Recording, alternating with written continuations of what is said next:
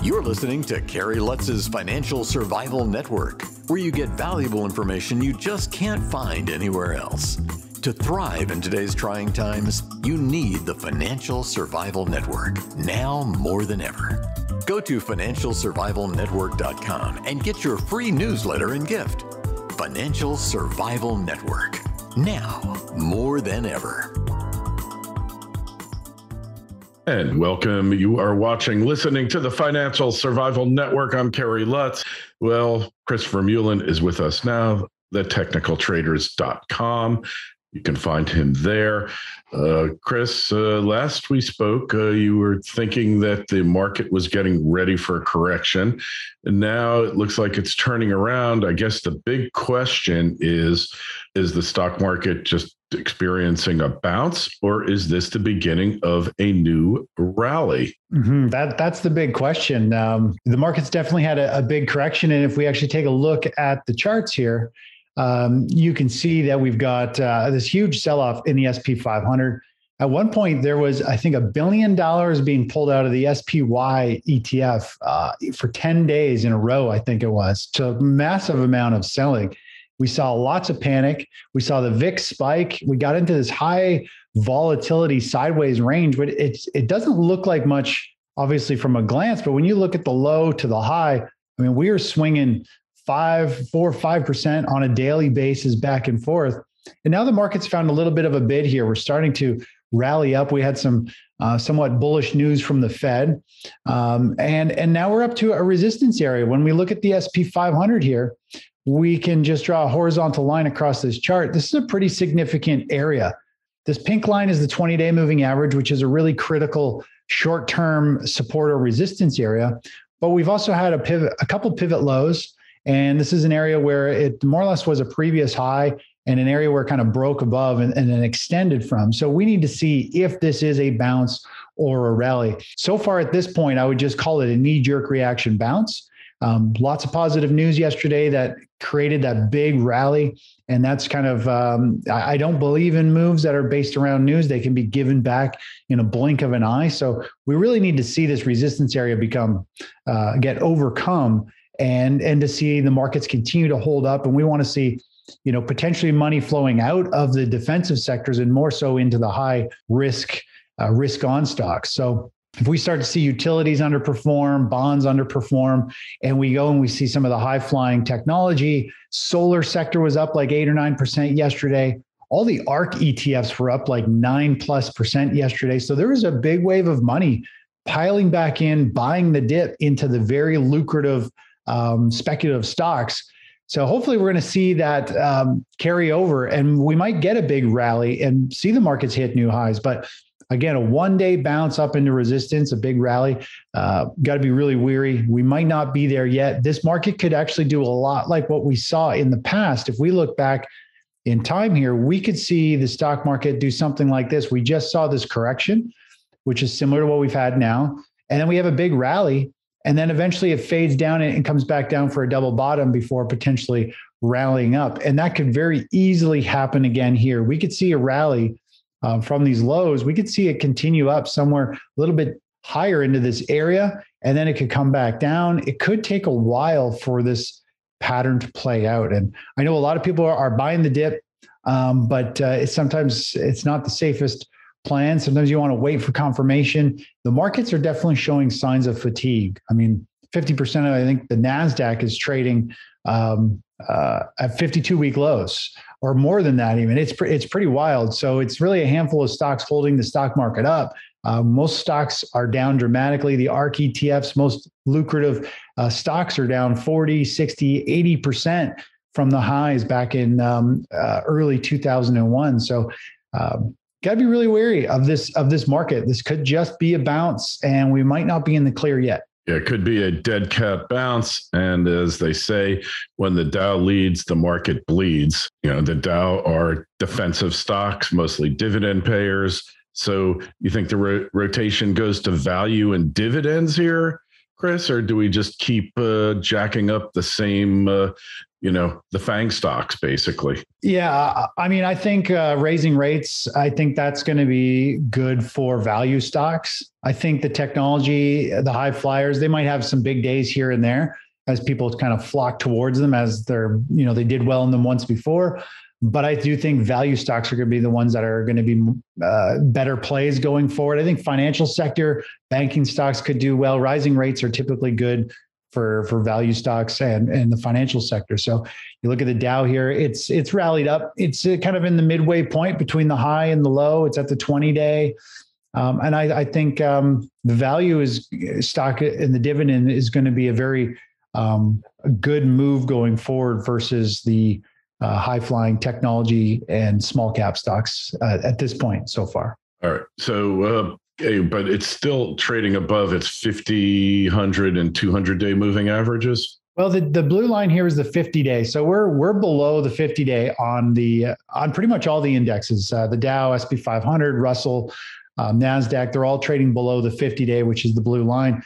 So it's not a good sign when you're trading below that. We really need to see it regain that traction, hold up above there, and then start to make some higher highs. Right now, we've kind of got a megaphone pattern, which is a series of higher highs. We've got a series of lower lows. That means there's increased volatility. So, it's a higher risk. Typically, it's a bit of a topping phase. So we got to be really wary that this is a tough chart to trade. It's very short-term oriented, big swings. And we've moved to cash about a week and a half ago, 2 weeks ago, maybe even longer than that now. We saw the markets eroding. You and I actually spoke about this, and then the markets have cleansed themselves. And hopefully this will be a new buying opportunity. We'll be able to get back in potentially in a few days or a few weeks when it regroups and shows technical strength. And maybe the markets will go up and hit all-time highs and again. But again, we take it one bar at a time.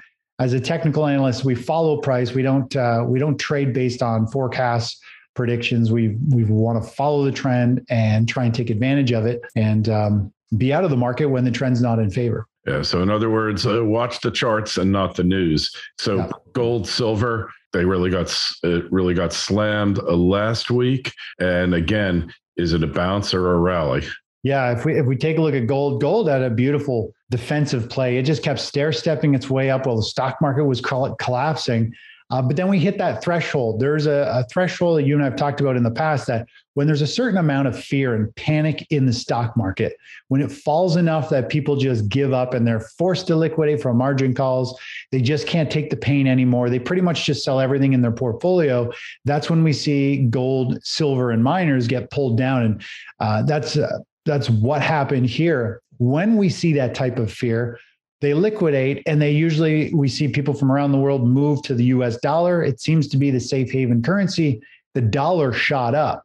So you get this kind of 1-2 knockout that everyone's bailing on their stocks, which pulls gold, silver, and miners down, even though they're seen as somewhat of a defensive play. But then we also have that huge jump in the dollar, which also wants to pull metals down as well. So that's why we got this huge drop in gold. And silver is the same. If we take a look at this silver chart, pretty much doing the same thing here. Big drop. They're having a little bit of a recovery bounce today, but again, they're struggling just because of the type of volatility we had and how that created this 1-2 punch with the rising dollar and forced liquidation. So we need to see how gold and silver are going to form over the next little bit. I would like to think that silver and gold are finally putting in a base. And I think they're going to eventually break themselves higher and start a big run to the upside. But as you can see, it's a pretty gnarly chart. It's got higher highs, it's got lower lows. It's just all over the place. And it's not a time you really want to just get in and try and trade these things because they just chop around and will shake you out. So eventually we're going to have some higher highs, and I think it'll be a good move. But that sector is kind of still out of favor at this point. Well, we talked about oil last time. It was kind of stuck $72. Now it's around 87 and change. And look at that chart. That's a lot.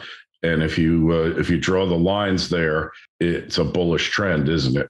Don't just survive, thrive. the Financial Survival Network. American Eagle Gold is focused on exploring for a world-class gold deposit on its flagship property, Golden Gate, located in the Cortez Trend next door to Barrick Gold and Newmont Mining's Gold Rush and Cortez Mine. They have produced over 27 million ounces of gold. The company plans to drill and advance its relatively unexplored property and continue to focus on acquiring and advancing gold projects in the area. Vice President of Exploration Mark Bradley was at the helm of the team that discovered and defined Gold Rush and has spent the better part of 30 years working on the Cortez Trend. American Eagle trades under the symbol AEG on the TSX Venture. For more information and to sign up for notifications, go to americaneaglegold.ca.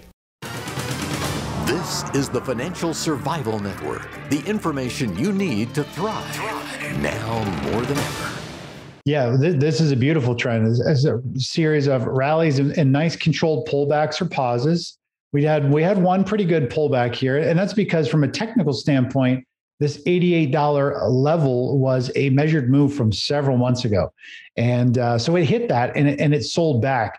But now we're right back up, pushing to these highs. This looks like a running correction to the upside. To me, this looks like it's ready to pop and squeeze and could go all the way up and maybe tag that $100 mark. A lot of people are starting to talk about $100. Could be a self-fulfilling prophecy that oil just starts to run and has some explosive move to the upside. I mean, we've got what's going on in Russia. War is usually good for oil. It's also usually good for gold. So we'll see how things unfold, but there's no doubt oil is in a strong uptrend. It looks like it's ready to pop and squeeze higher. And the environment is good. I mean, we're still seeing great demand for oil and supply chain issues. And what's going on with Russia is, I think, keeping some upward bias here in oil itself. And once you start getting those triple-digit oil prices, a recession's almost ensured. Yeah, I remember years ago, back when it was up $120, $140, I remember oil would move up and the rest of the market, it would just like go down. It was so related to the price of oil. It's going to be interesting. I mean, commodities, we're in this kind of super cycle for commodities where I think commodities are going to hold up in value and want to keep moving higher for potentially a few years. I think they're kind of just getting started. Precious metals is one that I'm most excited about. I think oil's had most of its run, but I still think it's got potential to go up to around the $100 mark. But commodities are definitely going to continue to rise and keep living costs and building costs, I think, pretty high for a few years. Yeah, well, generally the way it works, first the oil prices go up, then the commodity prices follow, and then consumer prices follow. And we've seen that if you just look at that chart, it's exactly what we've seen because all the other things follow it. Nat gas going back up now. I knew it hit 650 at that point, overbought, pulled back under $4. Now it's heading up towards $5. Yeah, natural gas on that huge tear, put in a topping phase, broke down, and now it's trading up at a resistance area around this 475 area. So it's definitely at resistance. It's going to be interesting to see how this plays out going forward. It looks like a topping phase. I feel like we're going to see natural gas continue to pull back down to the low fours. But overall, I mean, this is, as you know, you call it the widowmaker. And that's because in 1 day or 2 days, this thing can pop or drop 8, 10, 15%. And it happens in a blink of an eye. Very difficult to trade unless you've got orders standing so that as price spikes through it, you can get filled or at least exit the position. So yeah, natural gas right at resistance. It's struggling to break through here. We'll see how things play out over the next few days. If this becomes a bullish pause, it trades sideways here and then launches up and to go back up into the 550 range, or if it's going to reverse and come right back down. Right now, it's at resistance and more or less in a downtrend at this point still. Okay, I'll buy that. In the U.S., in North America, but in the rest of the world, it's in a super bull phase. Yeah, you just can't get enough of it. The ships have been parked off the coast of the U.S. waiting to see whether they go to Asia or to Europe, where the arbitrage is greater.